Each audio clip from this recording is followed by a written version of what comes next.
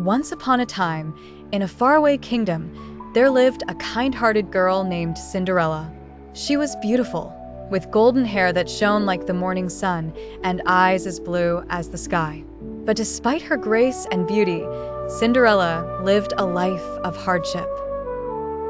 After her mother passed away, her father remarried a woman who was cruel and unkind. When he, too, passed away, Cinderella was left alone with her wicked stepmother and two jealous stepsisters, Drizella and Anastasia. Cinderella was treated as a servant in her own home. She would clean, cook, and do all the chores while her stepsisters lived a life of luxury. But no matter how unfair life was to her, Cinderella never lost hope. She always believed in kindness and the magic of dreams. One day, an important announcement was made throughout the kingdom. The prince was holding a grand ball at the palace, and every eligible maiden was invited.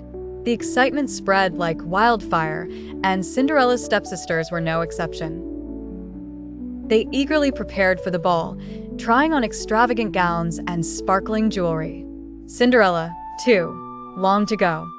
She dreamed of dancing in a beautiful gown under the shimmering chandeliers. But when she asked for permission, her stepmother laughed cruelly. "You? Go to the ball," she sneered. "A girl dressed in rags has no place among royalty." Her stepsisters giggled and mocked her. "Maybe she can go as the palace maid," they jeered. Heartbroken, Cinderella ran to the garden and wept. She gazed up at the twinkling stars and wished with all her heart for a miracle. Just as Cinderella thought all hope was lost, a soft glow appeared before her. A kind and elegant woman stood there, holding a sparkling wand. "Don't cry, my dear," the woman said with a warm smile. "I am your fairy godmother, and I am here to help you." With a wave of her wand, the fairy godmother transformed Cinderella's ragged dress into a breathtaking gown of shimmering silver and blue. Her worn-out shoes turned into glass slippers that sparkled like diamonds. A pumpkin turned into a golden carriage, and mice turned into fine horses. "You shall go to the ball," said the fairy godmother, "but remember, my dear, this magic will end at the stroke of midnight." Overwhelmed with gratitude, Cinderella stepped into the carriage and rode off to the palace, her heart filled with excitement.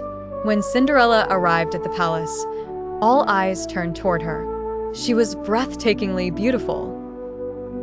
Even her stepsisters, who failed to recognize her, were in awe. The prince himself was captivated by her grace and charm. He walked straight to her and took her hand.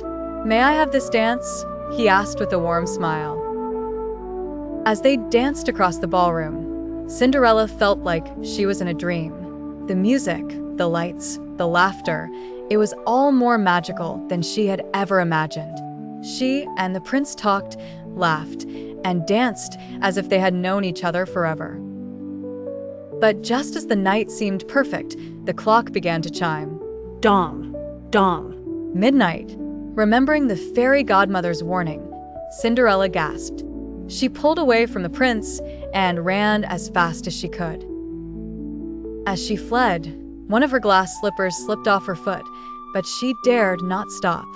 She dashed down the grand staircase, out of the palace, and into the night, just as the magic disappeared. Her gown turned back into rags, and her carriage into a pumpkin. The prince was devastated when Cinderella vanished.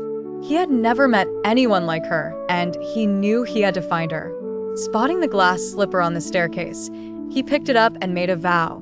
He would find the girl whose foot fit the delicate shoe. The next day, the prince's messengers carried the slipper across the kingdom, visiting every house in search of its owner.